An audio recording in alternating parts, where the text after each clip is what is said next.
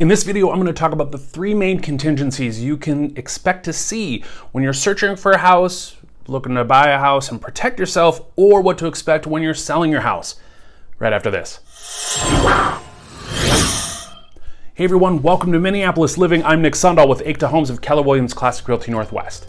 Before I get to what is a contingency and what are the types of contingencies out there, I would love it if you hit the subscribe button.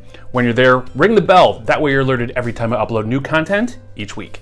When it comes to contingencies and how they're used in the real estate transaction, I'm going to start with the least used one because there are three big ones. There are a few others that are on the peripheral, but they're just so rarely used that I won't get into them. And the first one is subject to statutory rescission. What that means, this is applied to common interest communities or CIC communities. These common interest communities include townhouses and condominiums. And the statutory rescission period typically is about 10 days from the moment you receive the resale documents from the homeowners association. This allows you, the buyer, to read over all of the documentation, whether that's minutes from the last meetings or whether it is the financials of the homeowners association itself. And what does that association do, or the dues? What do they cover when you're making those monthly payments? It allows you to look over the financials as you would any other major financial purchase. In this case, you're part of an association and you want to make sure you're looking through that. So statutory rescission applies to common interest communities, and it starts from the day you receive those documents, typically about 10 days. The second most common contingency out there is contingent on the sale of a property.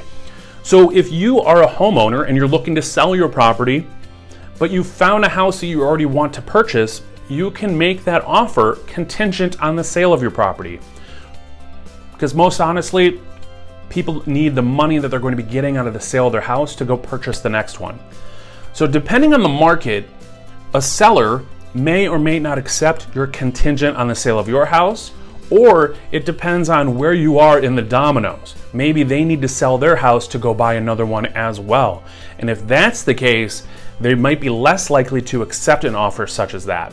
But the sale of your property, it can be contingent on you purchasing your next one. And keep in mind, if your house doesn't sell, you're not necessarily obligated to purchase that next house, assuming that it was all written properly in the offer originally. So sale of a property contingency is another way to protect yourself when going to buy another property. Before I get to that final contingency, the one that's the most used, most popular, most commonly used, I would love it if you reached out. You can call, text, email, hit me up on social media, but I'd love to start the conversation because I help people buy and sell real estate here in the Twin Cities. Now, the most common contingency used is contingent upon inspection. And this is one I highly recommend using because you could get yourself into a lot of financial trouble if you were to go without a contingency being on the inspection. Now, you're more than welcome to still have the inspection even if it's not contingent on it, but that contingency does protect you if there are some major faults in the home that you're going to buy. So when we're talking about a home being active and then contingent on a particular listing, it means that that home is being actively marketed. However, both parties, the seller and the buyer, have a written agreement in place. It's just contingent on those terms being fulfilled. And once they have been fulfilled, it moves on to pending status. Other contingencies include contingent on financing or third-party approval.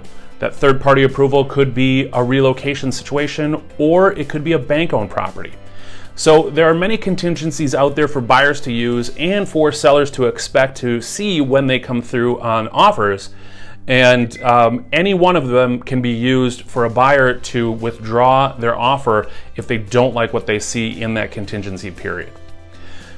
This is Minneapolis Living. I really appreciate you watching. Please stay safe, please stay healthy, and I'll see you next time.